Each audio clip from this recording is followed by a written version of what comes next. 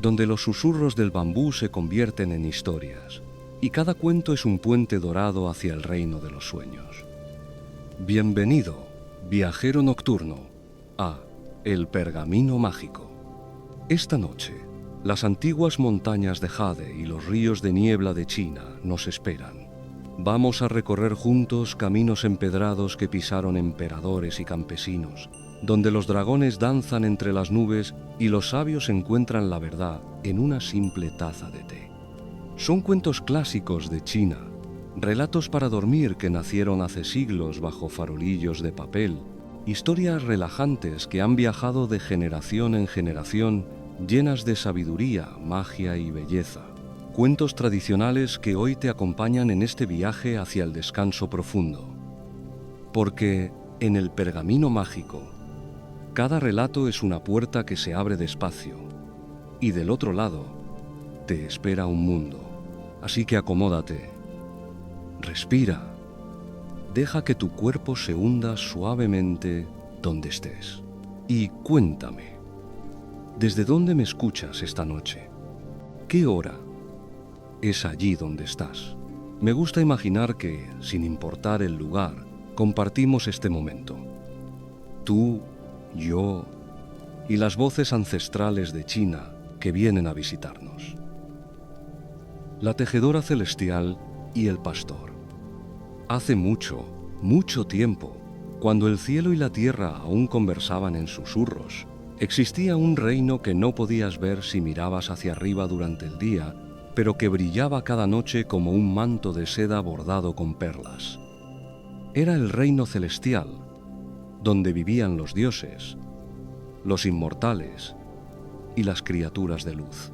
En ese reino, junto al gran río de plata que cruzaba el firmamento de este a oeste, vivía una joven llamada Zinu. Era la séptima hija del emperador de Jade, el soberano del cielo, y su belleza era conocida en todos los palacios de nubes. Pero no era su rostro lo que más brillaba, sino su habilidad. Zinu era tejedora, la mejor tejedora que jamás hubiera existido. Sus dedos eran largos, delicados, y se movían como si bailaran sobre el telar. Cada mañana, antes de que el sol despuntara en la tierra, ella se sentaba frente a su enorme telar de madera perfumada, hecho de sándalo y bambú celestial, y comenzaba a tejer. Tejía las nubes del amanecer. Tejía los atardeceres rosados y dorados. Tejía las auroras que solo algunos mortales privilegiados llegaban a ver. Tejía, incluso, los sueños que caían como polvo fino sobre los párpados de los niños.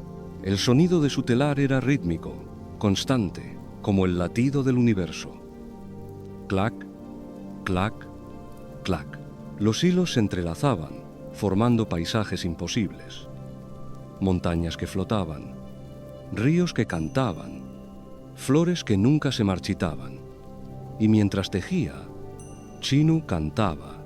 Su voz era suave, melódica, y las estrellas más cercanas se detenían para escucharla. Pero Chinu, a pesar de toda esa belleza que creaba, sentía algo vacío en su pecho, una soledad que ningún hilo de seda podía llenar, porque en el reino celestial todo era eterno, perfecto, inmutable, y ella, en secreto, anhelaba algo más, algo que no sabía nombrar. Un día, su padre, el emperador de Jade, le concedió permiso para descender a la tierra, solo por unas horas, solo para caminar entre los mortales y ver cómo vivían. Xinyu aceptó con una reverencia y descendió como una estrella fugaz, atravesando las capas de nubes hasta llegar a un valle verde, rodeado de montañas cubiertas de pinos. El aire allí era diferente. Olía a tierra mojada, a hierba recién cortada, a vida. Xinyu respiró profundamente y sonrió. Caminó descalza por un sendero de piedras lisas, sintiendo el frescor del musgo bajo sus pies. Escuchó el canto de los pájaros el murmullo de un arroyo cercano, el viento que acariciaba las hojas de los árboles. Todo era tan vivo, tan real, tan imperfecto y tan hermoso.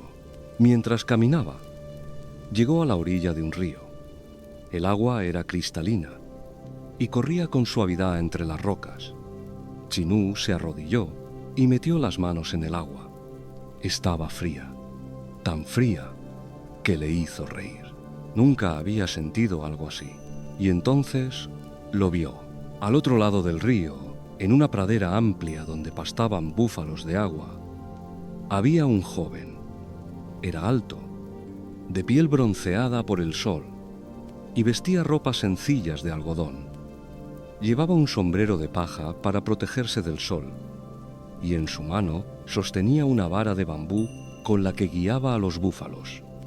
Era un pastor, un simple pastor de la tierra, pero había algo en él, algo en la manera en que se movía, despacio, con paciencia, algo en cómo hablaba suavemente a los animales, como si fueran sus hermanos, algo en la calma que irradiaba.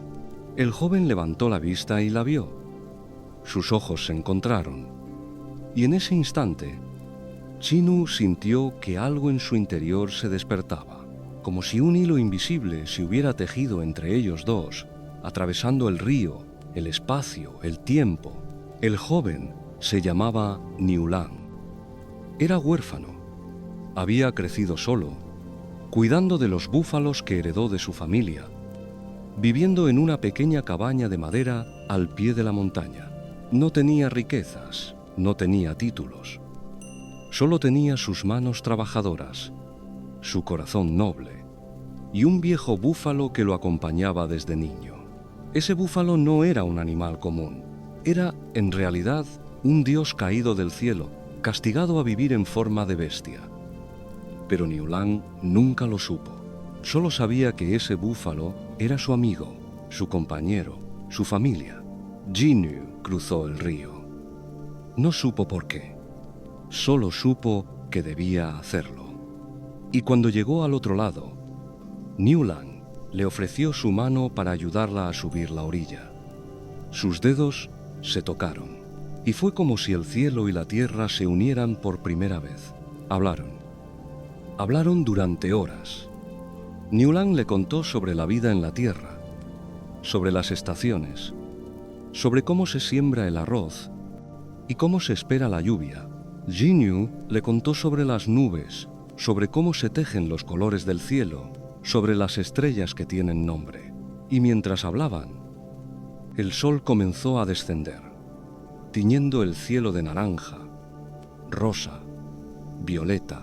Jinyu sabía que debía regresar, pero no quería. Por primera vez en su existencia eterna, no quería volver al reino celestial. Y entonces hizo algo que nunca antes había hecho. Desobedeció. Desobedeció. Se quedó. Los días se convirtieron en semanas, las semanas en meses.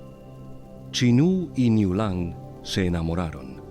No fue un amor ruidoso, dramático, fue un amor silencioso, profundo, como las raíces de un árbol antiguo que se hunden en la tierra. Se casaron bajo un árbol de durazno en flor, sin testigos, solo con el viejo búfalo mirándolos con sus ojos sabios. Y fueron felices, tan felices que Chinú olvidó su telar. Olvidó el cielo, olvidó su deber. Pero el cielo no la olvidó a ella. El emperador de Jade, al ver que su hija no regresaba, envió soldados celestiales a buscarla. La encontraron en la cabaña de Niulang, riendo mientras cocinaba arroz, con las manos manchadas de tierra, con flores silvestres en el cabello. Ya no parecía una diosa, parecía una mujer. Los soldados la tomaron de los brazos. Niulang intentó detenerlos, pero ¿qué puede hacer un mortal contra los dioses? Jinyu gritó su nombre. Extendió su mano hacia él, pero ya era tarde. La arrastraron hacia el cielo, atravesando las nubes, dejando atrás el valle, el río, la cabaña. Niulang cayó de rodillas. Lloró. Lloró como nunca había llorado. Y el viejo búfalo, que hasta entonces había permanecido en silencio, se acercó a él y habló. Con voz grave, cansada, le dijo: Niulang, cuando yo muera, toma mi piel, envuélvete en ella, y podrás volar al cielo. Y antes de que Niulang pudiera responder, el búfalo cerró los ojos y exhaló su último aliento. Su cuerpo se desvaneció lentamente, dejando solo su piel, suave y brillante, como si estuviera hecha de luz. Niulang lloró también por su amigo, pero tomó la piel, se la colocó sobre los hombros y, de repente, sus pies se elevaron del suelo. Voló a través de las nubes, subiendo más y más hasta llegar al reino celestial. Buscó a Chinú. La encontró en su palacio, frente a su telar, llorando mientras tejía. Corrió hacia ella. Ella lo vio. Se levantó de un salto.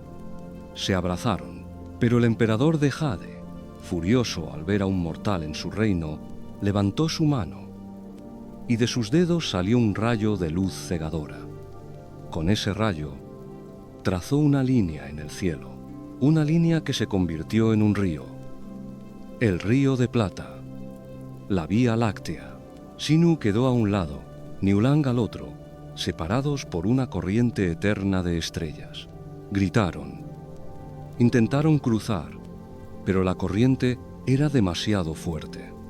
Y así quedaron condenados a verse, a amarse, pero a no tocarse nunca más. Chinú lloraba cada noche, mirando al otro lado del río. Niulang también. Y sus lágrimas caían sobre la tierra como lluvia. Los dioses del cielo, al ver tanto dolor, sintieron compasión y decidieron concederles un regalo, una vez al año, solo una vez, en la séptima noche del séptimo mes. Ese día, todas las urracas del mundo volarían hacia el cielo y formarían un puente con sus alas, un puente sobre el río de plata. Y Chinú y Niulang podrían cruzar, podrían abrazarse, podrían estar juntos, solo por una noche. Y así ha sido desde entonces. Cada año, en esa noche, si miras al cielo, puedes ver dos estrellas brillantes, una a cada lado de la Vía Láctea. Son ellas, Chinú y Niulang, esperando, siempre esperando. Y si llueve esa noche, no te entristezcas. Dicen que son las lágrimas de alegría de Chinú al abrazar a su amado. Dicen que son las lágrimas de Niulang al tocar nuevamente su rostro. Porque el amor verdadero no se mide en tiempo. Se mide en la capacidad de esperar, de recordar, de no olvidar nunca lo que una vez fue real. Y cada noche, cuando miras las estrellas, recuerda que algunas de ellas también miran hacia abajo, buscándote, recordándote, amándote, a través de la distancia, porque al final todos somos tejedores. Tejemos encuentros, tejemos despedidas, tejemos historias que cruzan ríos de estrellas y a veces, si tenemos suerte, tejemos un amor que ni siquiera el cielo puede romper del todo. Y así, la tejedora celestial sigue tejiendo, y el pastor sigue esperando, y las urracas siguen volando, y nosotros, aquí abajo, seguimos mirando hacia arriba, buscando nuestro propio puente de luz. Pero esa es otra historia. Una historia que tal vez ya estés viviendo sin saberlo. El pincel mágico de Maliang. Había una vez, en una aldea tan pequeña que ni siquiera tenía nombre, un niño llamado Maliang. Vivía solo, en una choza de barro y paja que se inclinaba hacia un lado cuando soplaba el viento. Sus padres habían muerto cuando él era muy pequeño, y desde entonces se ganaba la vida como podía, recogiendo leña en el bosque, ayudando a los campesinos en la cosecha, llevando agua del pozo a las casas de los ancianos. No tenía casi nada. Una manta raída, un cuenco de madera, un par de sandalias que ya no le quedaban bien, pero Malian tenía algo que nadie podía quitarle: un sueño. Le encantaba dibujar. Cada vez que veía algo hermoso, una mariposa posada en una flor, un pájaro volando contra el cielo del atardecer, las montañas cubiertas de niebla al amanecer, sentía una necesidad profunda de capturarlo de alguna forma. Pero no tenía pinceles, no tenía tinta, no tenía papel, así que dibujaba con un palo en la tierra. En la orilla del río, trazaba líneas sobre la arena húmeda. En invierno, cuando caía la nieve, dibujaba con el dedo sobre las superficies blancas. Y en las paredes de su choza, con un trozo de carbón que rescató de una fogata, dibujaba animales, árboles, personas. Los otros niños de la aldea se reían de él. Lo llamaban el niño loco. ¿Para qué dibujar?, decían. ¿Se puede comer un dibujo? ¿Te abriga un dibujo? Pero Malian no les hacía caso, porque cuando dibujaba, sentía que algo dentro de él se encendía, como si su alma tuviera voz, como si sus manos hablaran un idioma que su boca no sabía pronunciar. Cada noche, antes de dormir, Malian miraba las estrellas a través del agujero en el techo de su choza y susurraba el mismo deseo: ojalá tuviera un pincel, solo uno, un pincel de verdad, con cerdas suaves, con mango de bambú, un pincel para pintar de verdad. Y todas las noches las estrellas guardaban silencio, hasta que una noche algo cambió. Malian se durmió como siempre, envuelto en su manta, con el estómago medio vacío, con las manos manchadas de tierra, y soñó que estaba en un salón inmenso, con columnas de jade y suelo de mármol blanco. Todo brillaba con una luz suave, dorada, como si el sol se hubiera derretido y flotara en el aire. Y frente a él había un anciano con barba larga y blanca que le llegaba hasta la cintura, vestido con túnicas de seda bordadas con dragones y nubes. Sus ojos eran profundos, amables, y parecían contener todos los secretos del universo. El anciano sonrió, y sin decir una palabra, extendió su mano. En su palma había un pincel. No era un pincel cualquiera. El mango era de bambú dorado, finamente tallado con caracteres que Malian no sabía leer. Las cerdas eran blancas como la nieve, suaves como el pelo de un conejo recién nacido, y brillaban con una luz tenue, como si estuvieran hechas de luz de luna. El anciano habló.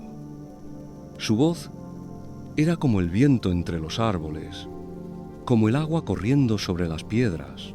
Malian, tu corazón es puro, tu deseo es sincero. Este pincel es para ti, pero escucha bien, no es un pincel común. Todo lo que pintes con él se hará real. Úsalo con sabiduría, úsalo para ayudar a los que sufren. Y el anciano colocó el pincel en las manos de Malian. El niño sintió su peso, su calidez. Quiso dar las gracias, pero antes de que pudiera hablar, el salón se desvaneció. La luz se apagó. Y Malian despertó, abrió los ojos. Era de madrugada. La luz gris del alba apenas se colaba por el agujero del techo. Y entonces lo sintió. Algo en su mano. Bajó la mirada. Y ahí estaba. El pincel del sueño. Real, sólido, brillante. Malián se incorporó de un salto. ¿Era real? ¿De verdad estaba ahí? Lo tocó. Lo giró entre sus dedos. Sí, era real. Con manos temblorosas, buscó un trozo de papel viejo que había rescatado días atrás. Lo extendió sobre el suelo, mojó el pincel en un cuenco con agua y comenzó a pintar. Pintó un pájaro pequeño, con plumas de colores, con ojos brillantes. Lo pintó con cuidado, con amor, trazando cada pluma, cada detalle. Y cuando terminó, cuando levantó el pincel del papel, algo increíble sucedió. El pájaro parpadeó, movió las alas y de repente, con un aleteo rápido, salió volando del papel. Voló en círculos alrededor de Malián, cantando una melodía dulce, antes de salir por la puerta de la choza hacia el cielo de la mañana. Malián se quedó inmóvil, con la boca abierta, con el corazón latiéndole tan fuerte que parecía a punto de salirse de su pecho. Era verdad. Todo lo que pintara se haría real. No perdió tiempo. Salió corriendo de su choza. Fue directamente a la casa del viejo Chen, un campesino que vivía al final del camino. El viejo Chen era bueno con Malián. A veces le daba un cuenco de arroz cuando veía que el niño tenía hambre. Pero el viejo Chen estaba triste. Su buey, el único que tenía para arar los campos, había muerto la semana anterior. Y sin buey, no podía trabajar la tierra. Sin tierra trabajada, no habría cosecha. Y sin cosecha, vendría el hambre. Malián tocó a su puerta.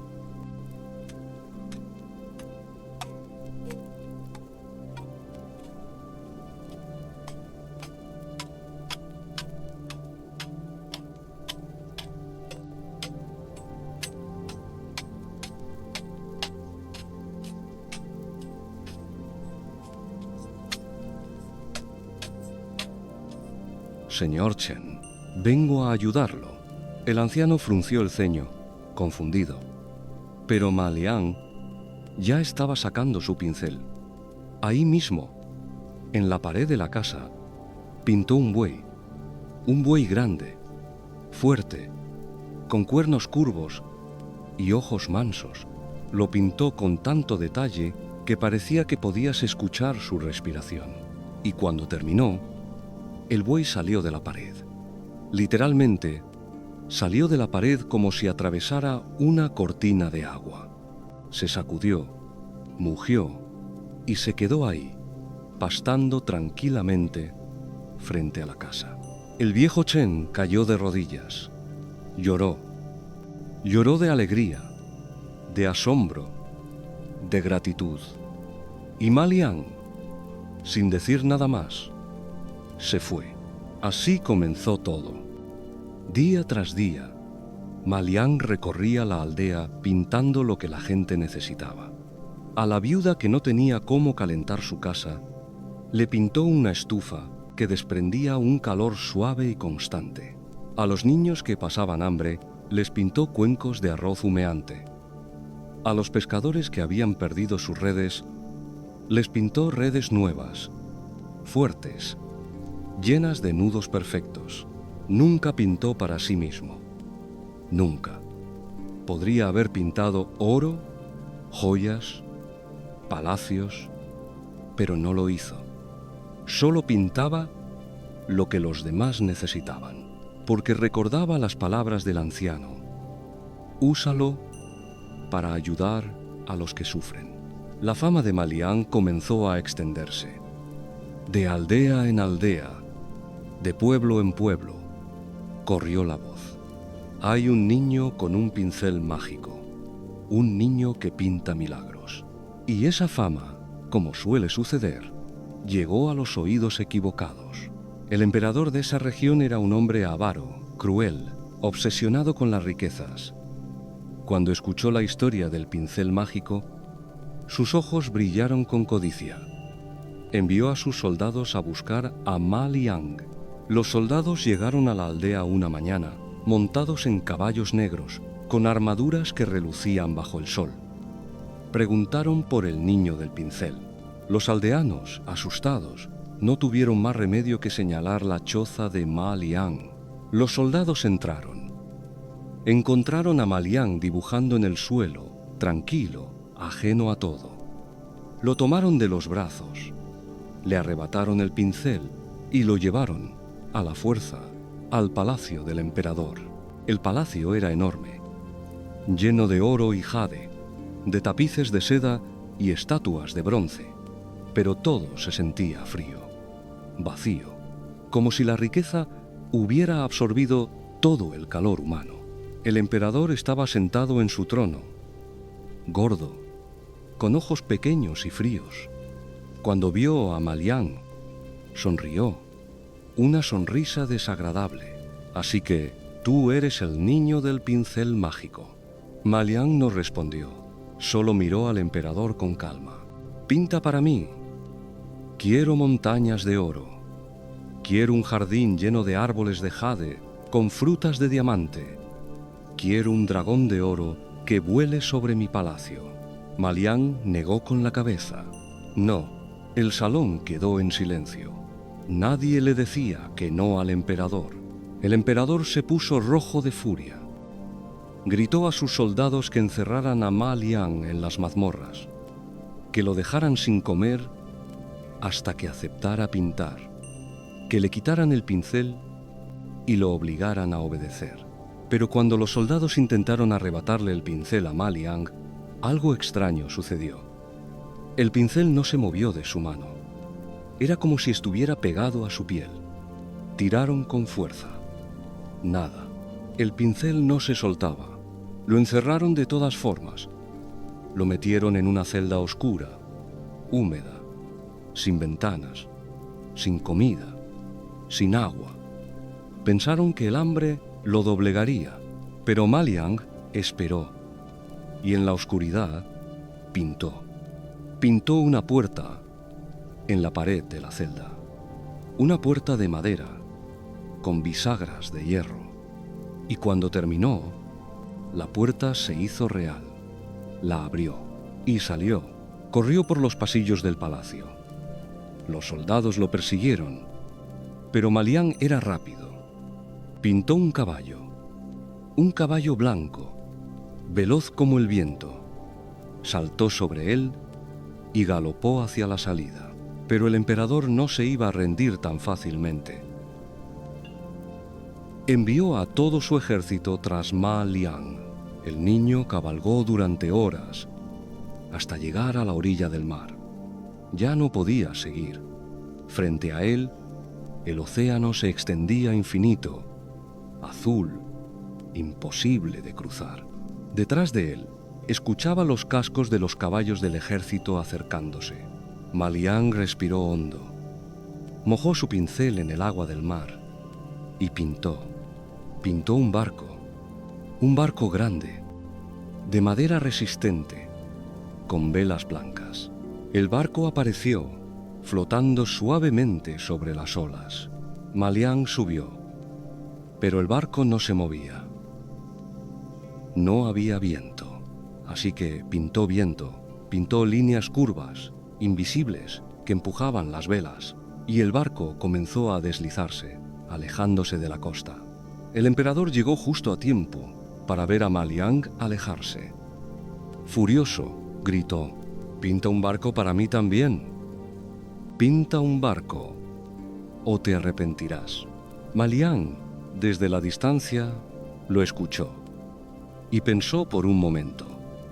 Luego, levantó su pincel y pintó un barco para el emperador. Un barco enorme, lujoso, con velas de seda dorada. El emperador y sus soldados subieron, emocionados. El barco comenzó a navegar, siguiendo a Ma Liang, pero Ma Liang no había terminado. Pintó más viento, viento fuerte. Las velas del barco del emperador se hincharon. El barco aceleró y entonces Malián pintó una tormenta. Pintó nubes negras, relámpagos, olas gigantescas. La tormenta apareció de la nada. El mar se enfureció. Las olas golpeaban el barco del emperador con violencia. Los soldados gritaban, aterrorizados. El emperador se aferraba al mástil, pálido, temblando. Y Malián, con calma, pintó una última cosa. Pintó el sol. Un sol brillante que disolvió la tormenta, que calmó el mar, pero solo alrededor de su barco. El barco del emperador seguía atrapado en la tormenta, siendo zarandeado por las olas, alejándose cada vez más hasta desaparecer en el horizonte. Nunca se volvió a saber del emperador.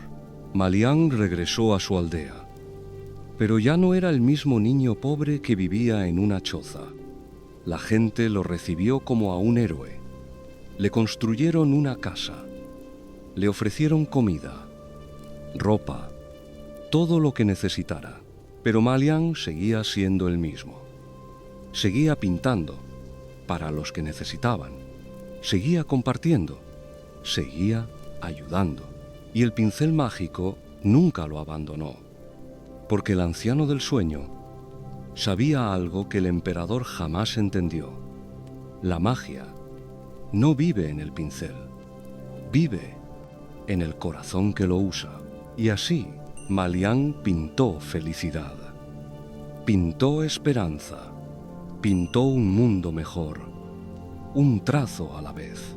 Porque a veces, todo lo que necesitas para cambiar el mundo es un poco de talento, un poco de valentía y un corazón que sepa qué pintar.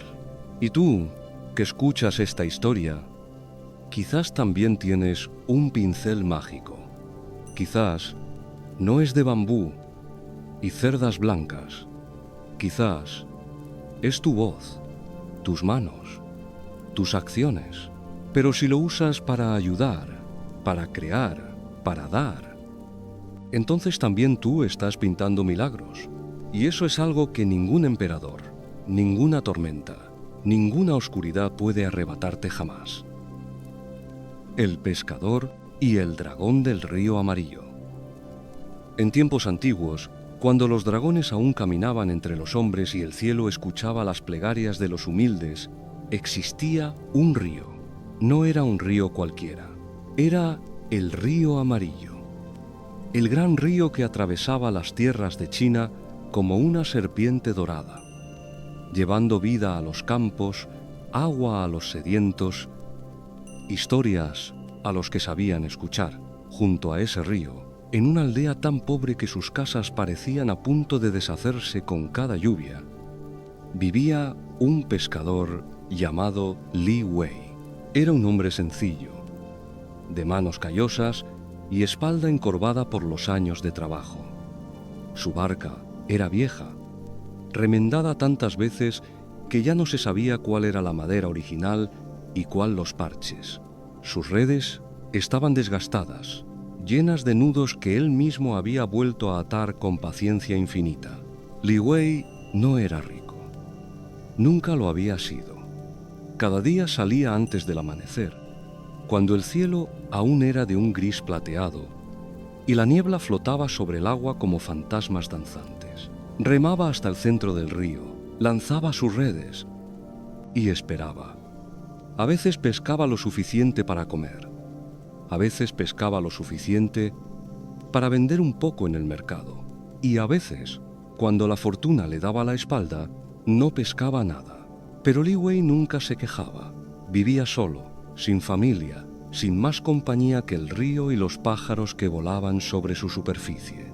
Y eso le bastaba, porque Li Wei tenía algo que muchos habían perdido: gratitud. Cada mañana, antes de subir a su barca, se arrodillaba en la orilla y susurraba una oración de agradecimiento. Agradecía al río por su generosidad. Agradecía al cielo por otro día de vida. Agradecía a los peces que se sacrificaban para alimentarlo. Los otros pescadores se reían de él, Decían que era un tonto, que hablar con el río no llenaba el estómago, que los peces no escuchaban. Pero Li Wei no les hacía caso, porque él sentía que el río sí escuchaba.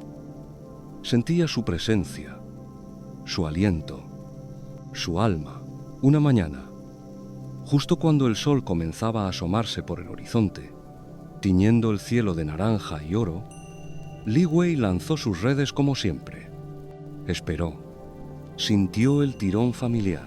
Comenzó a recoger la red tirando con fuerza, con las manos expertas de quien ha hecho esto 1000 veces. Pero algo era diferente. La red pesaba. Pesaba mucho más de lo normal. Li Wei frunció el ceño. Tiró con más fuerza. Los músculos de sus brazos se tensaron. La barca se inclinó ligeramente hacia un lado. ¿Qué había pescado? ¿Un tronco? ¿Rocas? Finalmente, con un último esfuerzo, logró subir la red a la barca. Y lo que vio lo dejó sin aliento. No era un pez, no era un tronco, era una criatura del tamaño de su brazo, con escamas que brillaban como esmeraldas bajo el sol naciente, con ojos dorados que lo miraban fijamente, con pequeños cuernos que brotaban de su cabeza. Tenía 4 patas con garras diminutas y un cuerpo serpentino que se retorcía dentro de la red. Era un dragón bebé. Li Wei conocía las historias. Todos las conocían. Los dragones eran seres sagrados, espíritus del agua, señores de los ríos y los mares. Traían la lluvia, controlaban las tormentas, protegían las tierras, pero eran raros. Tan raros que muchos creían que ya no existían, que eran solo leyendas. Historias para asustar a los niños o entretener a los ancianos. Y sin embargo, ahí estaba uno, atrapado en su red, mirándolo con ojos que parecían contener siglos de sabiduría, pero también miedo. Miedo de un niño perdido. El dragón no se movía, no intentaba atacar, solo miraba.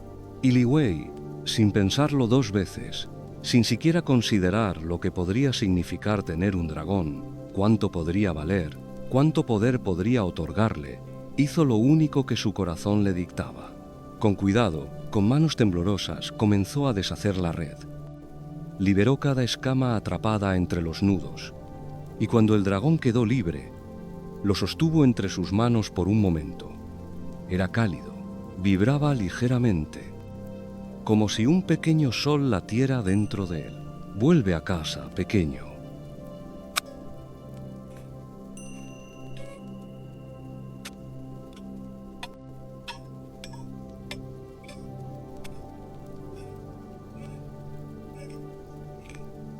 El río te espera. Y lo dejó caer suavemente al agua. El dragón se hundió, desapareciendo en las profundidades oscuras del río amarillo. Li Wei esperó, mirando la superficie, pero no volvió a aparecer. Solo quedaron unas ondas que se expandieron en círculos perfectos antes de desvanecerse. Li Wei suspiró, recogió sus redes vacías y remó de vuelta a la orilla. Ese día no había pescado nada. Tendría que conformarse con un poco de arroz hervido y nada más. Pero no le importó, porque había hecho lo correcto. Y eso valía más que cualquier pez. Los días pasaron. Li Wei siguió con su rutina. Salía al amanecer, lanzaba sus redes, pescaba lo que podía. Pero algo extraño comenzó a suceder. Cada vez que lanzaba sus redes, las sacaba llenas. No solo llenas, rebosantes. Peces grandes, gordos, brillantes, más de los que había pescado en años. Al principio pensó que era suerte, pero día tras día, la situación se repetía. Sus redes siempre volvían llenas, tanto que ya no sabía qué hacer con tanto pescado. comenzó a regalarlo a los vecinos, a los niños de la aldea, a los ancianos que ya no podían trabajar. Y entonces, una noche, cuando la luna llena se reflejaba en el río como un espejo de plata, Li Wei escuchó una voz profunda, resonante, que parecía venir del agua misma. Li Wei. El pescador se giró, y ahí, emergiendo del río, estaba el dragón, pero ya no era un bebé. Era enorme. Su cuerpo serpenteante medía varios metros de largo. Sus escamas verdes brillaban con luz propia. Sus ojos dorados lo miraban con una intensidad que habría atemorizado a cualquiera. Pero Li Wei no sintió miedo, solo asombro. El dragón habló de nuevo, y su voz era como el trueno distante, como las olas rompiendo contra las rocas. Me salvaste la vida cuando estaba atrapado. Podías haberme vendido, podías haberme usado para tu beneficio, pero me liberaste sin pedir nada a cambio. Por eso he llenado tus redes, por eso te he protegido. Pero he venido a advertirte. Se acerca una gran desgracia. Li Wei frunció el ceño. ¿Qué clase de desgracia? El río está enfermo. Río arriba, los hombres han construido represas, han desviado el agua, han ensuciado las corrientes con sus desechos. El río está muriendo, Li Wei, y cuando el río muera, la tierra morirá con él, las cosechas se secarán, el hambre vendrá, y tu aldea será la primera en sufrir. Li Wei sintió un peso en el pecho. Miró hacia la aldea, donde las casas dormían en silencio, donde las familias descansaban sin saber lo que se avecinaba. ¿Qué puedo hacer? Solo soy un pescador. El dragón lo miró con esos ojos antiguos. Ven conmigo. Te llevaré río arriba. Te mostraré la fuente del problema. Y juntos encontraremos una solución. Li Wei no lo pensó dos veces. Subió a la espalda del dragón y con un movimiento fluido, el dragón se sumergió, no hacia abajo, sino hacia adelante, nadando a una velocidad increíble, deslizándose por el río como una flecha de luz verde. Li Wei se aferró a las escamas del dragón, sintiendo el agua fría salpicándole el rostro, sintiendo el viento en sus cabellos. Viajaron toda la noche. Y cuando el sol comenzó a salir, llegaron. Ahí, en medio de las montañas, había una represa enorme. Era de piedra y madera, construida por hombres ricos que querían desviar el agua hacia sus propias tierras, hacia sus jardines lujosos, hacia sus estanques decorativos. Detrás de la represa, el agua se acumulaba, estancada, verdosa, llena de algas. Delante de la represa, el río era apenas un hilo delgado, agonizante, y junto a la represa había soldados armados con lanzas y espadas, custodiando la estructura día y noche. No puedo destruir la represa yo solo, Li Wei. Mi poder está limitado por las leyes del cielo, pero tú eres humano. Tú puedes hablar con ellos. Tú puedes hacerles entender. Li Wei bajó de la espalda del dragón. Caminó hacia los soldados. Estos lo vieron y apuntaron sus lanzas hacia él. ¡Alto! ¿Quién eres? Soy solo un pescador. Vengo a hablar con los que construyeron esta represa. Los soldados se rieron. El señor no habla con pescadores.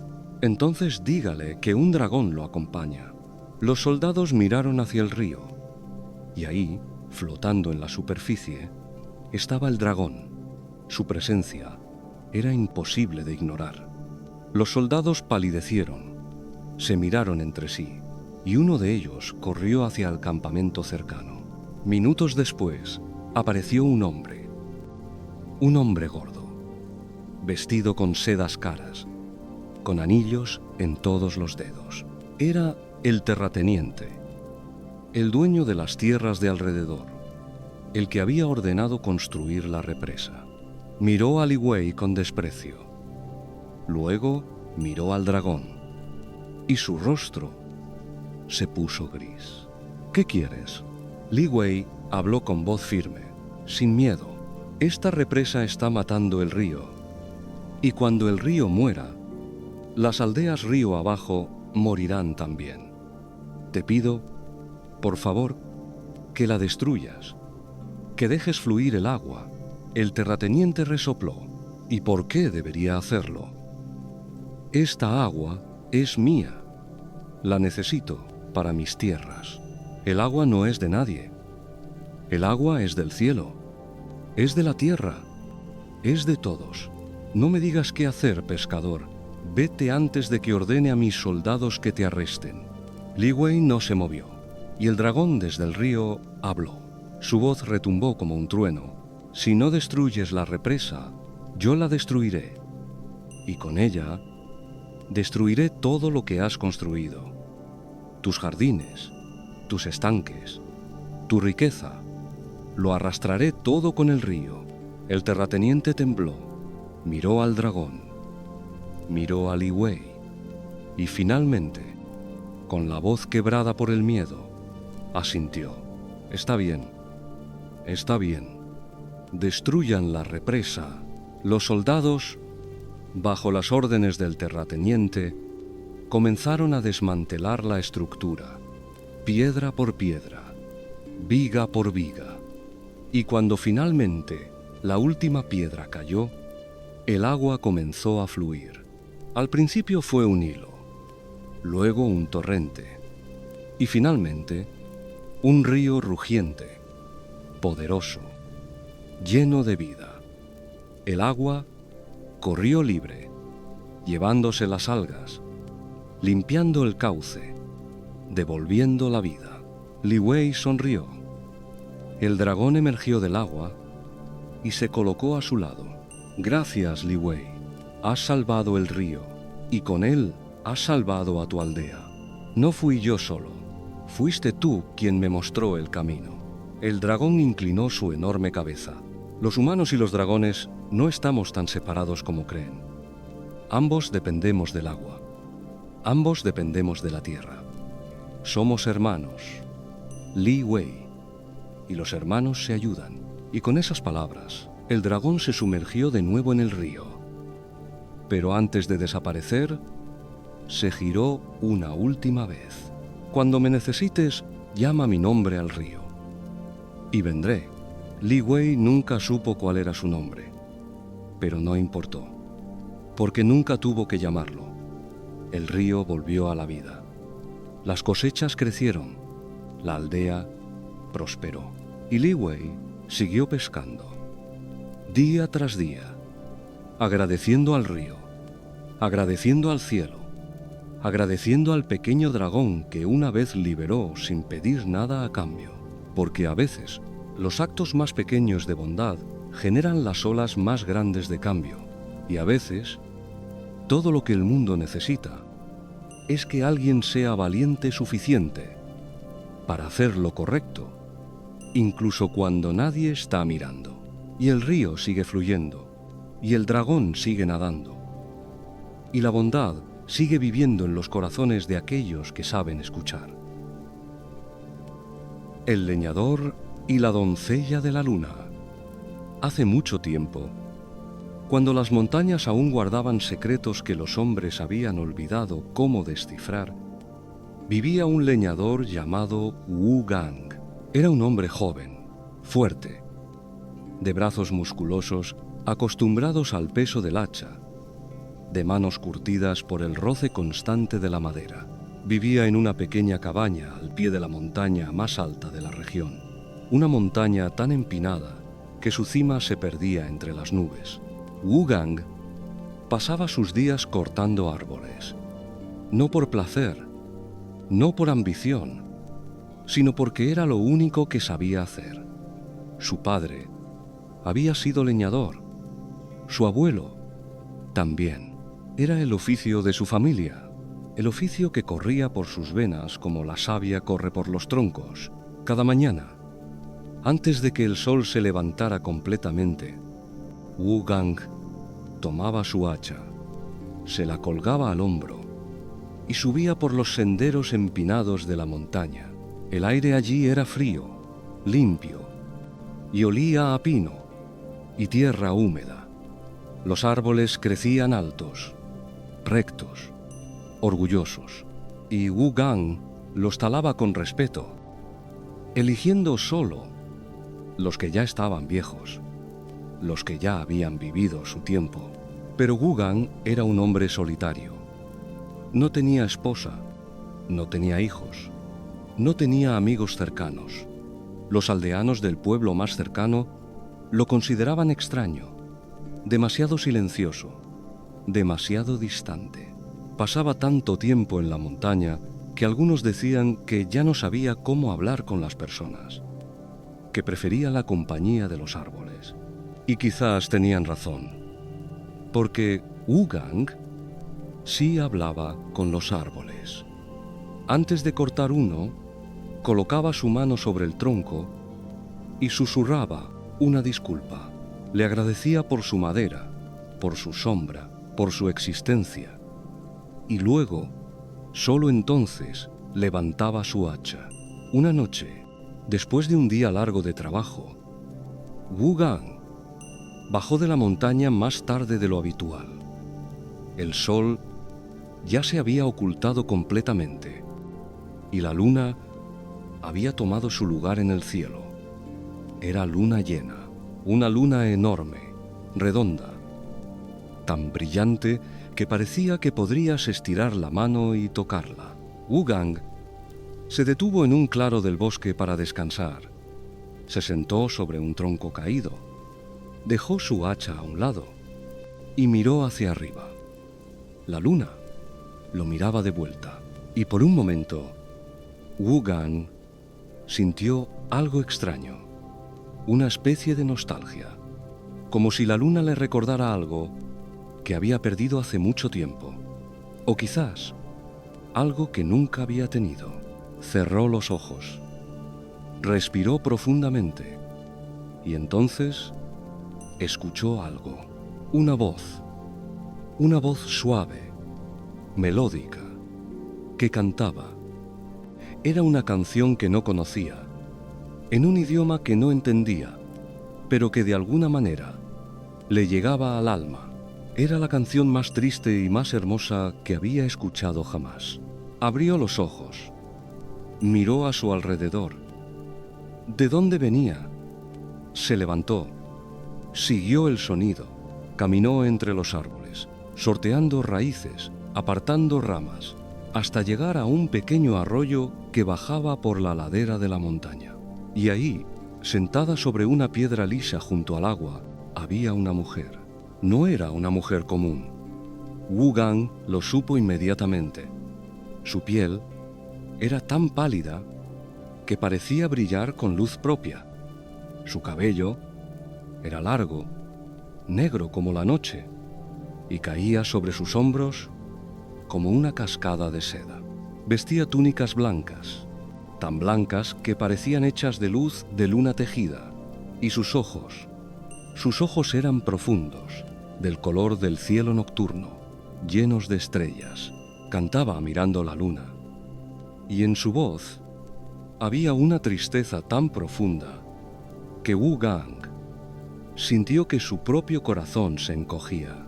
No se atrevió a acercarse, no se atrevió a hablar, solo se quedó ahí, de pie entre los árboles, observando, escuchando, pero ella lo sintió.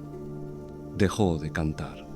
Giró su cabeza lentamente y sus ojos se encontraron.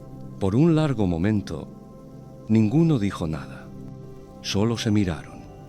Y Wu Gang sintió que algo dentro de él se rompía y se arreglaba al mismo tiempo. Finalmente, ella habló. Su voz era como el viento entre las hojas, como el agua fluyendo sobre las piedras. No tengas miedo. Wu Gang tragó saliva. No tengo miedo. Solo no esperaba encontrar a nadie aquí. Nunca he visto a nadie en esta parte de la montaña. Ella sonrió, una sonrisa triste. Eso es porque no soy de aquí, soy de allá arriba. Y señaló hacia la luna. Wu Gang parpadeó. Miró la luna. Luego la miró a ella. Y de alguna manera lo creyó. Porque había algo en ella que no era de este mundo. Algo demasiado perfecto. Demasiado etéreo. ¿Eres un espíritu? Soy Chang'e, la doncella de la luna. Wu Gang conocía la historia. Todo el mundo conocía la historia. Chang'e, la mujer que había bebido el elixir de la inmortalidad y había ascendido a la luna, condenada a vivir allí para siempre, sola, separada de su esposo mortal. Pero, ¿qué haces aquí? ¿Por qué has bajado? Ella suspiró. Miró de nuevo hacia la luna. Y, una vez al año, durante la luna llena del otoño, se me permite descender, solo por una noche, para recordar cómo se siente caminar sobre la tierra, para recordar cómo se siente no estar sola. Wu Gang sintió una punzada en el pecho. Conocía esa soledad. La conocía demasiado bien.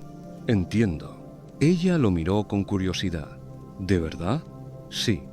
Yo también estoy solo. Chang'e ladeó la cabeza.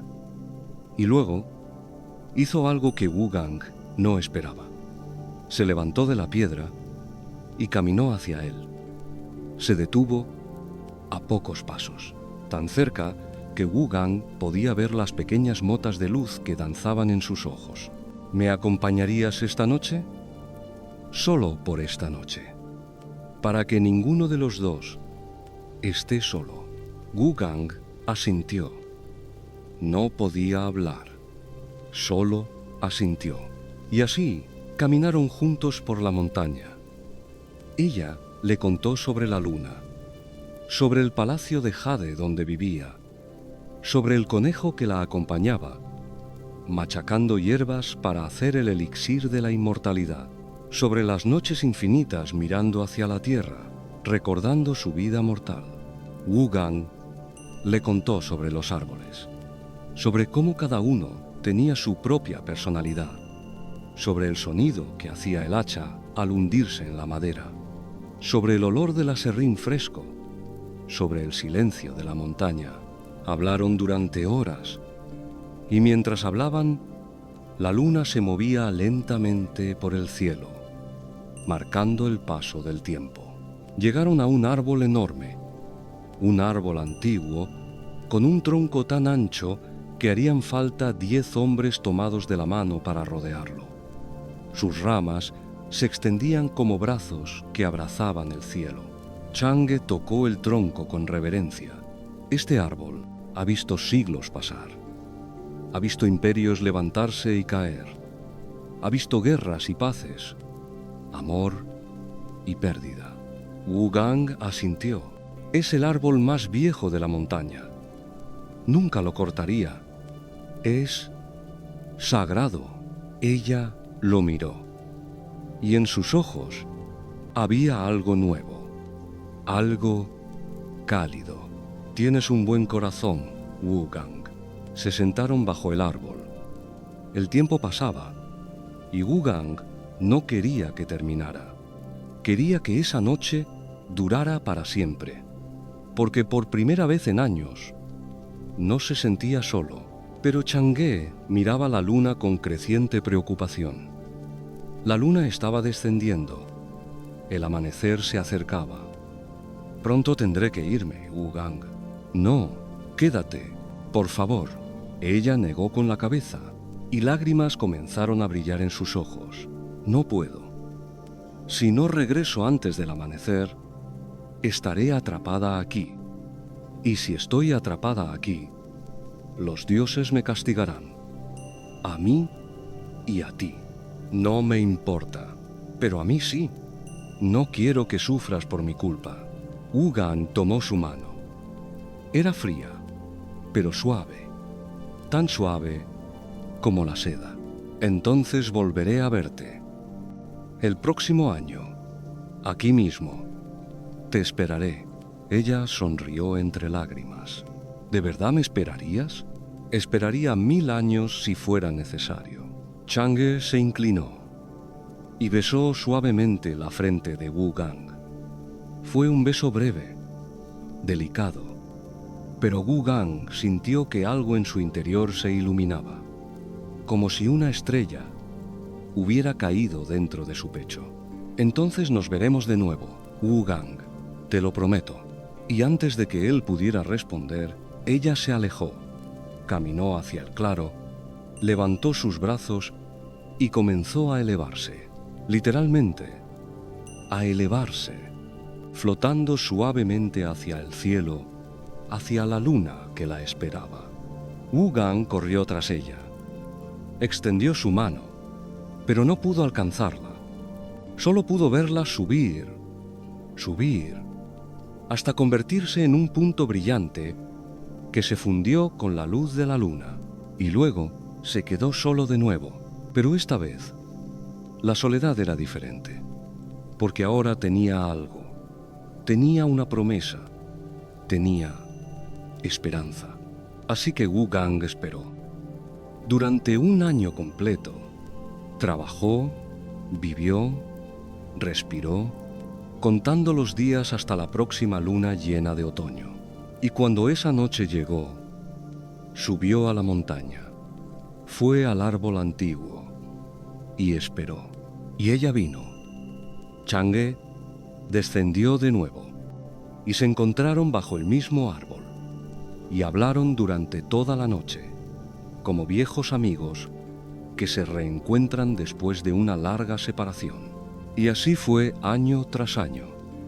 Cada luna llena de otoño, Wu Gang subía a la montaña y Chang'e descendía del cielo y pasaban la noche juntos, hablando, caminando, existiendo en la compañía del otro.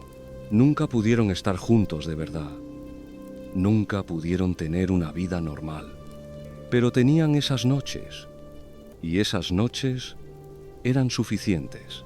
Los años pasaron. Wu Gang envejeció. Su cabello se volvió gris. Sus manos se volvieron más temblorosas. Pero cada año, sin falta, subía a la montaña. Y Chang'e, eterna, inmutable, siempre lo esperaba. Hasta que un año, Wu Gang ya no pudo subir. Estaba demasiado viejo, demasiado débil. Yacía en su cabaña, sintiendo que su tiempo se acababa. Pero esa noche, cuando la luna llena brillaba en el cielo, escuchó pasos, abrió los ojos, y ahí estaba ella, Chang, en su cabaña, arrodillada junto a su cama. No pudiste subir, así que yo bajé. Wu Gang sonrió. Una sonrisa cansada, pero feliz. Siempre cumples tus promesas, como tú. Ella tomó su mano, y Wu Gang sintió que la calidez la invadía. Una calidez que nunca antes había sentido. ¿Duele?, preguntó ella. ¿Morir? No lo sé todavía. Pero si duele, no me importa, porque tú estás aquí. Chang'e lloró. Lágrimas silenciosas que caían sobre la mano de Wu Gang. Desearía poder darte la inmortalidad. Desearía que pudieras venir conmigo a la luna. No la necesito. He vivido lo suficiente y he amado lo suficiente. ¿Me amaste? Wu Gang asintió. Desde la primera noche y cada noche después de esa, yo también te amé. Y Wu Gang cerró los ojos y con una última sonrisa exhaló su último aliento. Chang'e se quedó ahí, sosteniendo su mano, hasta que la primera luz del amanecer comenzó a filtrarse por la ventana, y luego, con el corazón roto, regresó a la luna. Pero dicen que desde esa noche, si miras con atención a la luna llena del otoño, puedes ver dos sombras bajo el árbol de laurel. Una es Chang'e y la otra es Wu Gang, juntos al fin, eternos, unidos por un amor que ni siquiera la muerte pudo romper. Porque el amor verdadero no conoce fronteras, no conoce tiempo, no conoce finales, solo conoce espera y reencuentro, y la promesa de que, sin importar cuánto dure la noche, siempre habrá una luna que brille, y bajo esa luna siempre habrá alguien esperándote para siempre. El zorro de las 9 colas y el monje errante. En las profundidades de las montañas del oeste, donde los bosques eran tan densos que la luz del sol apenas lograba filtrarse entre las copas de los árboles, donde los senderos se perdían entre la niebla y las rocas cubiertas de musgo, existía un templo. Era un templo antiguo, abandonado hacía siglos, con sus muros de piedra cubiertos de enredaderas, con sus estatuas de Buda erosionadas por el viento y la lluvia, con su campana de bronce silenciosa, oxidada, inmóvil. Nadie visitaba ese templo. Los aldeanos de los pueblos cercanos lo evitaban. Decían que estaba encantado, que por las noches se escuchaban voces, que luces extrañas bailaban entre las ruinas, que quien se aventuraba allí nunca regresaba igual. Algunos no regresaban en absoluto, pero las historias no eran del todo ciertas. El templo no estaba vacío. Alguien vivía allí, algo vivía allí. Era un zorro, pero no un zorro común. Era un Huli Jin, un zorro espíritu. Y no cualquier zorro espíritu, sino uno que había vivido durante 900 años. Había cultivado su poder durante siglos, meditando bajo la luna, absorbiendo la energía del cielo y la tierra, transformándose, poco a poco, en algo más que un animal. Tenía 9 colas, cada una representando un siglo de vida, de sabiduría, de poder. 9 colas blancas, como la nieve, que se movían como humo detrás de ella, porque el zorro era una ella y podía cambiar de forma. A veces era un zorro, a veces era una mujer joven de belleza imposible, con ojos que brillaban como ámbar bajo la luz de las velas, con cabello negro que caía como una cortina de seda hasta su cintura. Se llamaba Bai Hu, el zorro blanco. Vivía sola en el templo, no por elección, sino por necesidad.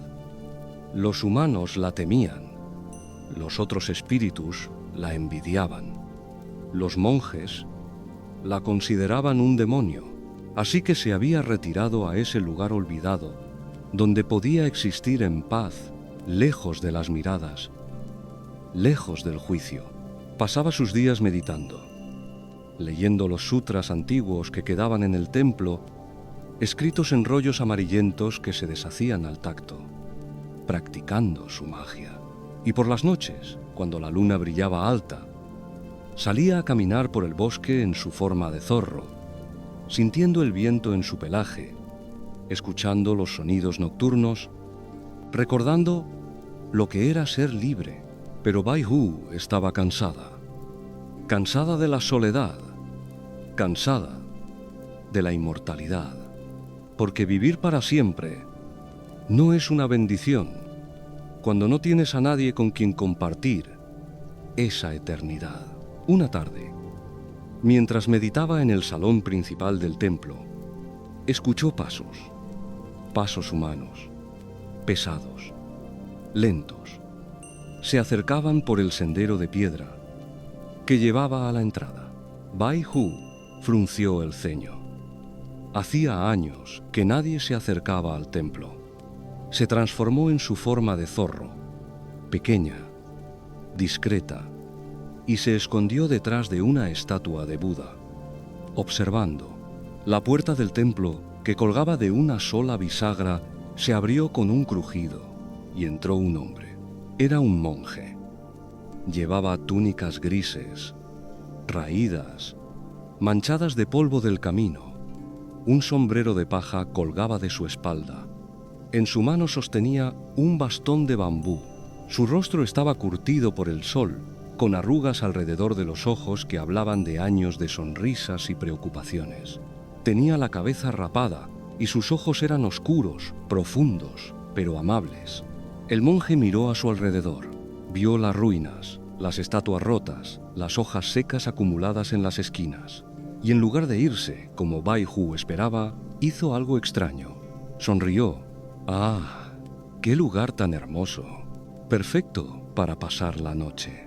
Dejó caer su bolsa de viaje en el suelo. Se arrodilló ante la estatua de Buda. Aunque estaba rota, aunque le faltaba un brazo y parte de la cabeza, se inclinó con respeto, juntó las manos y comenzó a recitar una oración. Bai Hu lo observaba desde su escondite, fascinada. ¿Quién era este hombre? ¿Por qué no tenía miedo? ¿Por qué trataba este lugar con tanta reverencia? El monje terminó su oración. Se sentó con las piernas cruzadas. Sacó de su bolsa un pequeño cuenco, un poco de arroz seco, una cantimplora con agua. Encendió un pequeño fuego con ramas que recogió del suelo y comenzó a cocinar su cena, tarareando suavemente una melodía. Bai Hu no pudo resistir. Se transformó. En un instante, el pequeño zorro se convirtió en una mujer joven. Salió de detrás de la estatua, caminando con pasos silenciosos. El monje levantó la vista. La vio, y para sorpresa de Bai Hu, no gritó, no se asustó, no se echó hacia atrás. Solo sonrió. Buenas noches, señorita. Disculpe si estoy invadiendo su hogar. Bai Hu parpadeó. ¿Señorita? ¿Su hogar? No iba a llamarla demonio. No iba a intentar exorcizarla. Este es un templo abandonado, monje. No es el hogar de nadie. Oh, el monje inclinó la cabeza. Todo es el hogar de alguien o de algo. Y claramente, usted vive aquí. Así que le pido disculpas por la intrusión.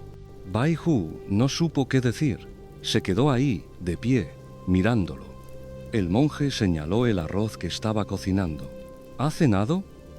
Si no, es bienvenida a compartir conmigo. No es mucho, pero es suficiente para dos. Y así, sin entender completamente por qué, Bai Hu se sentó frente al fuego. El monje sirvió el arroz en 2 cuencos. Le ofreció uno. Ella lo tomó, todavía desconfiada, todavía esperando alguna trampa. Pero no había ninguna trampa. Solo un monje, compartiendo su comida con una desconocida. Comieron en silencio por un momento. Luego, el monje habló. Me llamo Huineng, soy un monje errante. Viajo de templo en templo, de aldea en aldea, buscando la iluminación. ¿Y la has encontrado?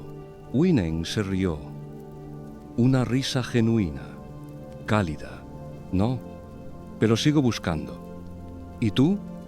¿Cómo te llamas? Bai Hu dudó. Luego decidió ser honesta. Me llamo Bai Hu. Y no soy humana. Soy un zorro espíritu. De 900 años. Esperaba que él se asustara, que se levantara, que huyera. Pero Huineng solo asintió. Ya veo. Debe ser solitario. Vivir tanto tiempo. Bai Hu lo miró, sorprendida. No me tienes miedo. ¿Por qué debería? No me has hecho daño. Has aceptado compartir una cena conmigo. Eso no suena a algo que haría un demonio. Pero muchos me llaman demonio. Mucha gente llama demonio a lo que no entiende. Pero yo creo que todos los seres, sin importar su forma, tienen la capacidad de alcanzar la iluminación. incluso los zorros. Bai Hu sintió algo extraño en su pecho, algo cálido, algo que no había sentido en siglos. Era esperanza, o quizás aceptación. Esa noche hablaron. Huineng le contó sobre sus viajes, sobre los templos que había visitado, sobre los maestros que había conocido, sobre las enseñanzas que había aprendido. Bai Hu le contó sobre su vida, sobre cómo había sido una simple zorra en el bosque, sobre cómo había aprendido a cultivar su energía, sobre los siglos que había pasado sola. Y cuando la noche se hizo profunda, Huineng se tumbó sobre su manta raída, cerró los ojos y se durmió, confiado, tranquilo, sin miedo. Bai Hu lo observó dormir. ¿Podría haberle hecho daño? ¿Podría haberlo engañado? ¿Podría haber absorbido su energía vital, como se decía que hacían los zorros espíritu? Pero no quiso, porque hacía mucho tiempo que alguien no la trataba con tanta amabilidad. A la mañana siguiente, Huineng se despertó, se estiró, recogió sus cosas y se preparó para partir. Gracias por su hospitalidad, Bai Hu. Que encuentre paz. Espera, ¿te vas? Sí, debo continuar mi camino. ¿Puedo ir contigo? Huineng se detuvo, la miró y sonrió. Si lo deseas. El camino es largo y solitario. La compañía siempre es bienvenida. Y así Bai Hu dejó el templo. Por primera vez en siglos dejó su refugio. Se transformó en su forma humana y caminó junto a Huineng por los senderos de la montaña. Viajaron juntos durante meses, de aldea en aldea, de templo en templo. Huineng enseñaba a quien quisiera escuchar. Bai Hu observaba, aprendía, y lentamente, algo dentro de ella comenzó a cambiar.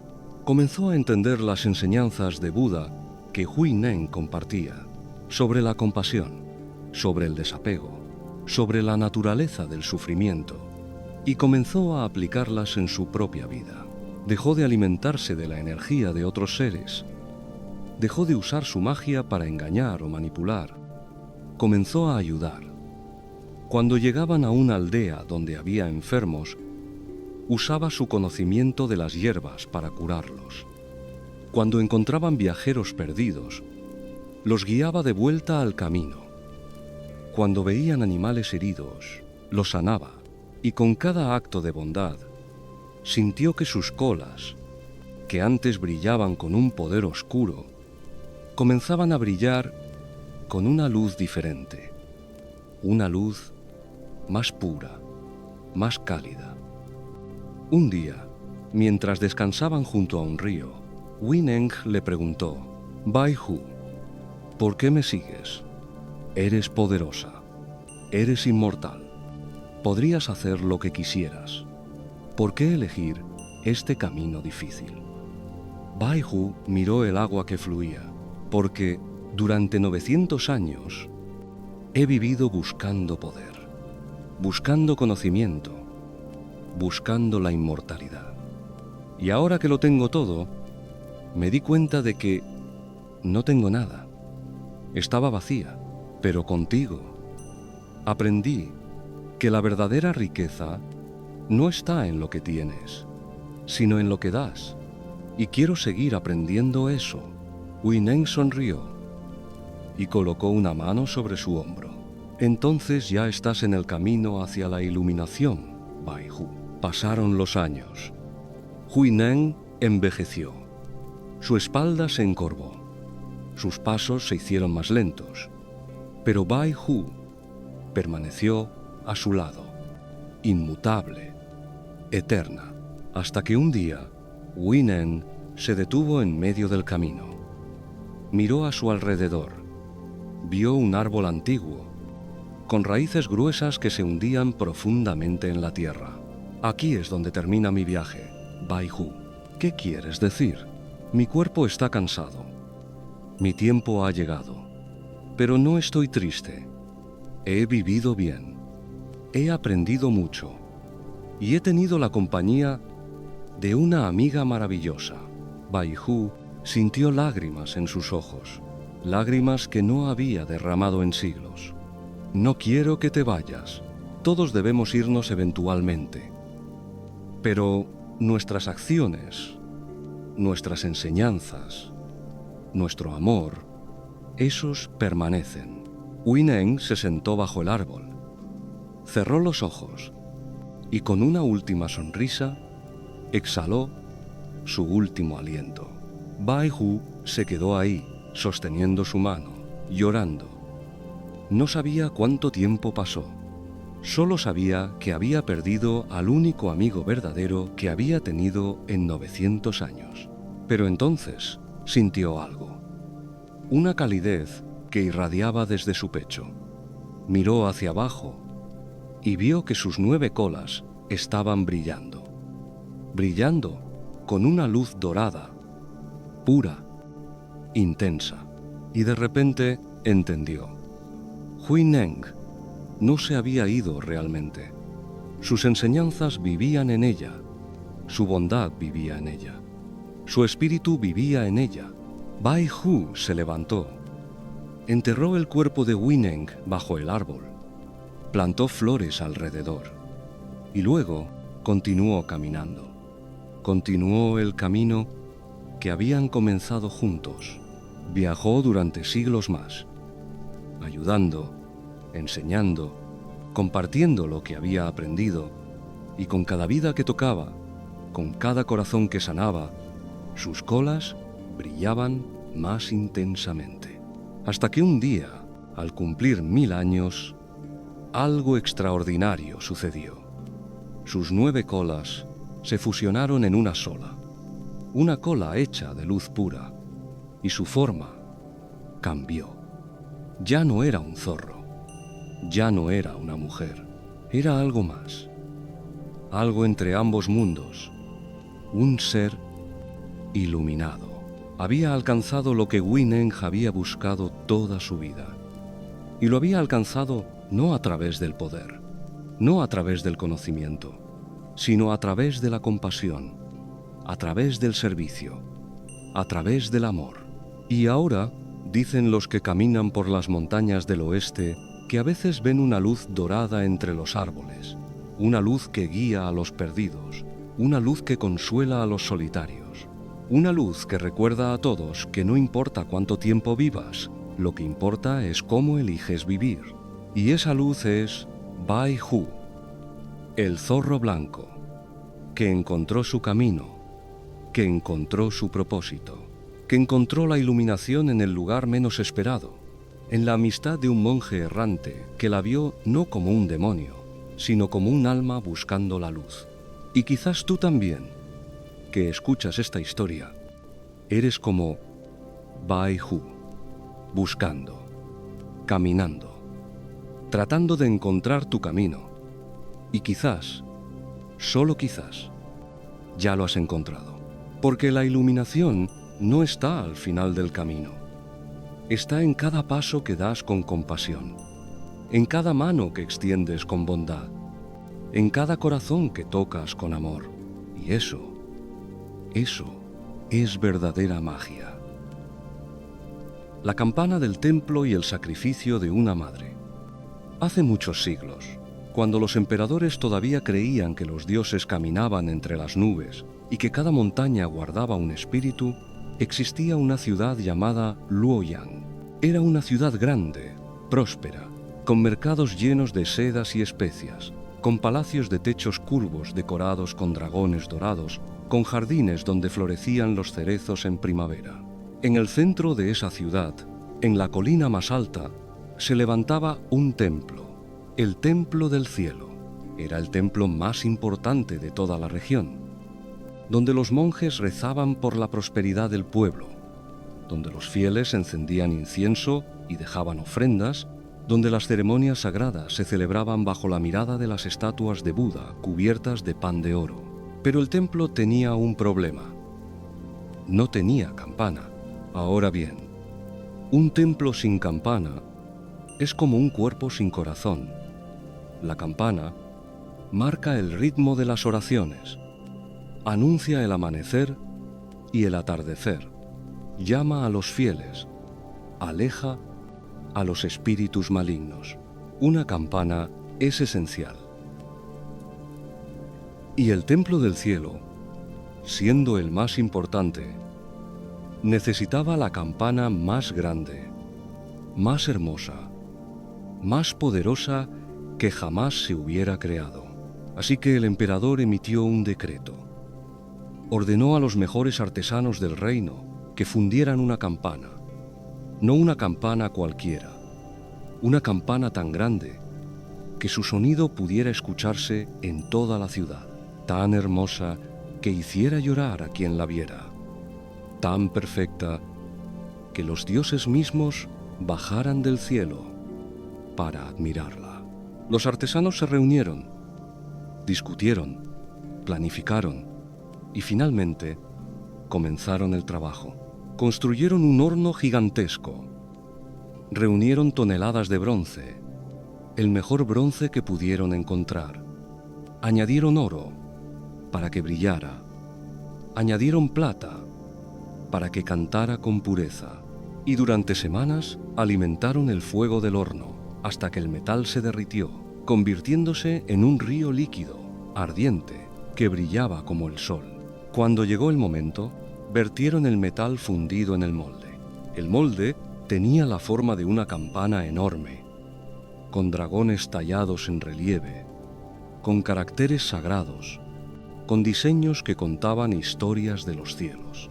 Esperaron a que el metal se enfriara, y cuando finalmente rompieron el molde, cuando revelaron la campana, se quedaron horrorizados.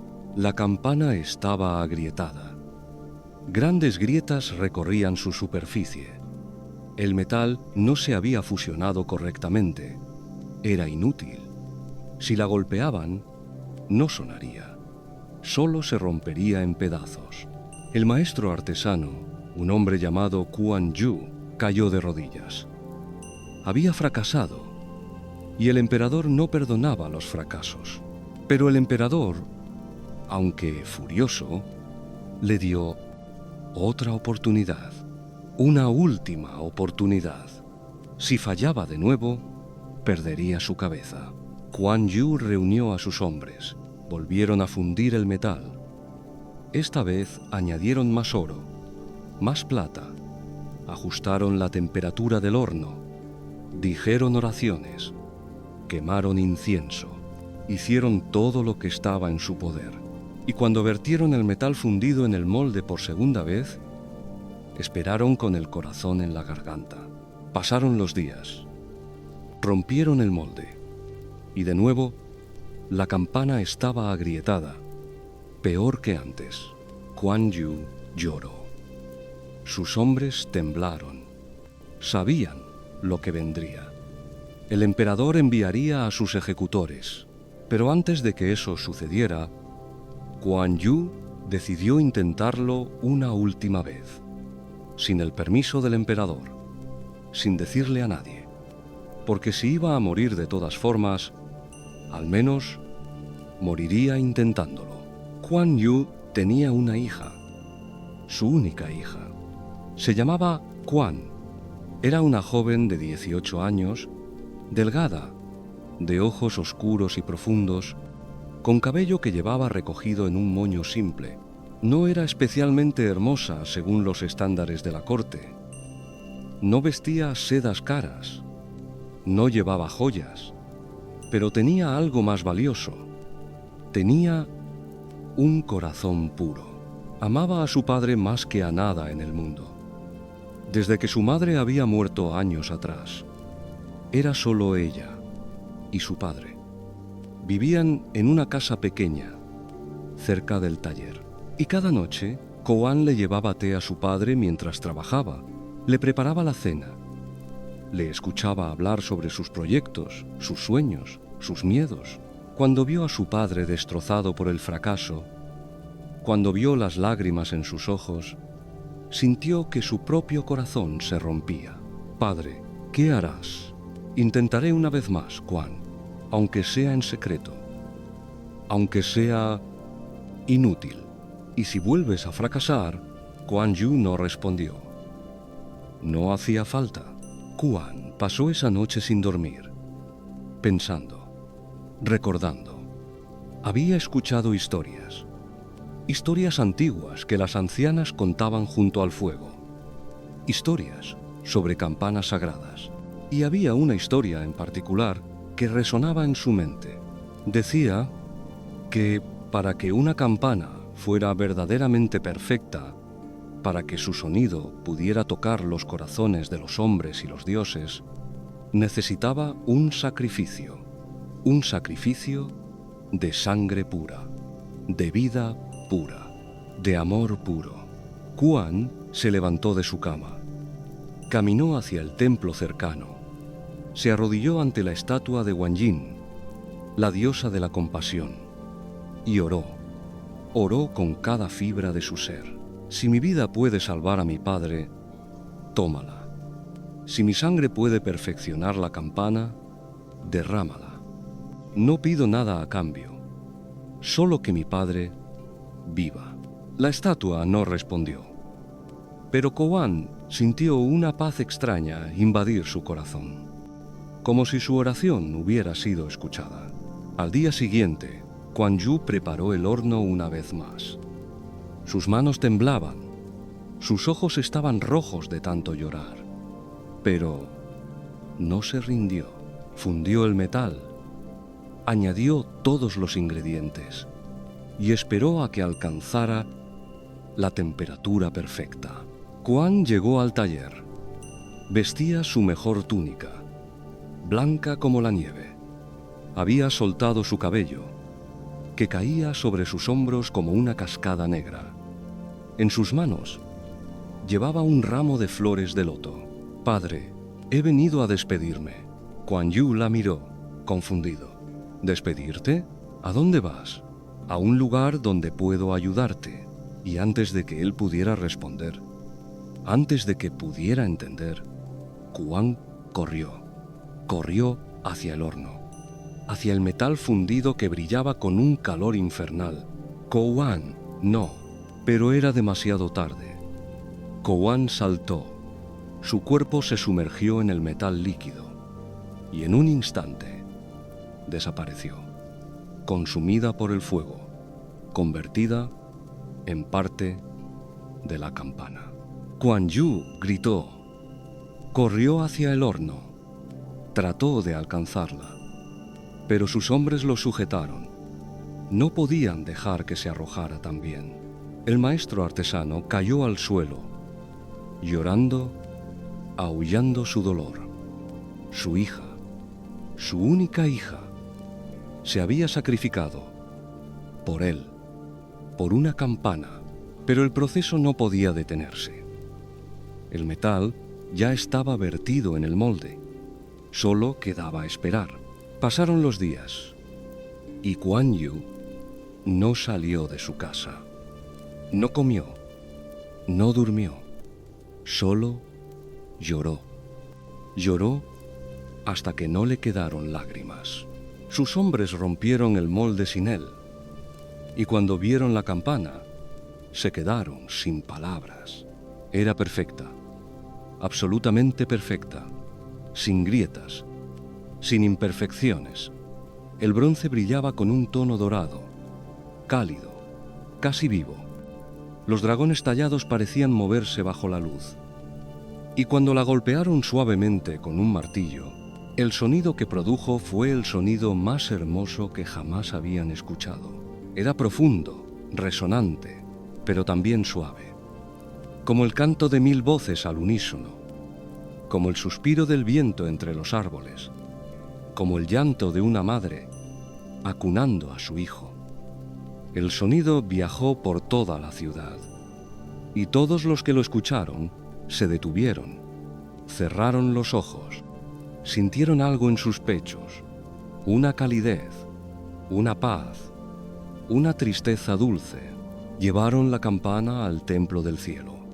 La colgaron en la torre más alta, y cuando la tocaron por primera vez en la ceremonia oficial, el emperador mismo lloró.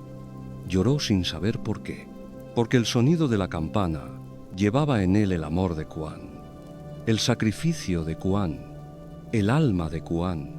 Kuan Yu fue perdonado, fue recompensado. Le dieron oro, tierras, honores, pero nada de eso importaba, porque había perdido lo único que amaba. Pasó el resto de sus días viviendo cerca del templo, y cada vez que la campana sonaba, él escuchaba atentamente, porque a veces, solo a veces, entre el resonar profundo del bronce, podía escuchar algo más. Podía escuchar la voz de su hija, suave, dulce, diciéndole: «Estoy bien, padre. No llores. Estoy aquí, en cada sonido, en cada vibración, protegiéndote, amándote, siempre». Y dicen que incluso hoy, siglos después, cuando el viento sopla de cierta manera, cuando la campana del templo del cielo suena en las mañanas brumosas, puedes escuchar ese susurro, la voz de una hija que amó tanto a su padre que dio su vida para salvarlo, porque el amor verdadero no conoce límites, no conoce miedo, no se detiene ante nada, ni siquiera ante la muerte. Y a veces, los sacrificios más grandes son los que nadie pide, los que nacen de un corazón puro, los que se hacen en silencio, sin esperar nada a cambio. Kuan no buscaba gloria, no buscaba ser recordada, solo buscaba salvar a su padre, y en ese acto se convirtió en algo eterno, en algo que trasciende el metal y el fuego. Se convirtió en un símbolo de amor incondicional. Y cada vez que escuches una campana sonar, recuerda que ese sonido lleva historias, lleva almas, lleva amor. Y quizás, solo quizás, alguien que ya no está aquí, te está enviando un mensaje, diciéndote que no estás solo, que el amor nunca muere, que sigue resonando como una campana a través del tiempo, a través del espacio, a través de la eternidad. Así que escucha con el corazón, y encontrarás que aquellos que amamos nunca realmente se van, solo cambian de forma, solo se convierten en música, en luz, en paz. Y esa campana, ese sonido que cruza los cielos de Luoyang, sigue sonando, sigue cantando, sigue recordándonos que el amor más puro no pide, solo da, y al dar se hace eterno. Y así llegamos al final de nuestro viaje por las antiguas tierras de China.